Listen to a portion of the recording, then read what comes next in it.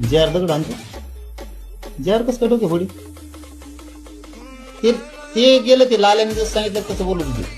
दिल्लीच्या लाल्याने सांगितलं बोलायचं, आणि मग हे बोलतोय काँग्रेस सध्या मराठ्यांचा उपकार फेडीत आहे. ते काम चालू आहे. कोणाच्या बापाला पेन नाही जे आर रद्द होणं एवढं सोपं नाही. आमच्या हक्काचं गॅजेट हे, आमचा सरकारी दस्तावेज आहे, सरकारी महसुली पुरावा आहे. तो टप्पर नाही कोणाची, ओरिजिनल आरक्षण आहे, ओरिजिनल खरं मराठ्याचं कुणबीचं. मराठवाड्यातला सगळा मराठा कुणबी आहे, कोणीच काय करू शकत नाही. इथं काय तुम्ही जी घात घातला ना, मराठीचे अधिकारी, मराठीचे नेते आणि मराठीचे व्यावसायिक संपवायचे, ते थांबवा. नाही तर तुमच्यावर लय बेतन. आणि दुसरा घाट घातलाय तुम्ही मराठ्याला आरक्षण नाही मिळून द्यायचं, हे बी थांबवा.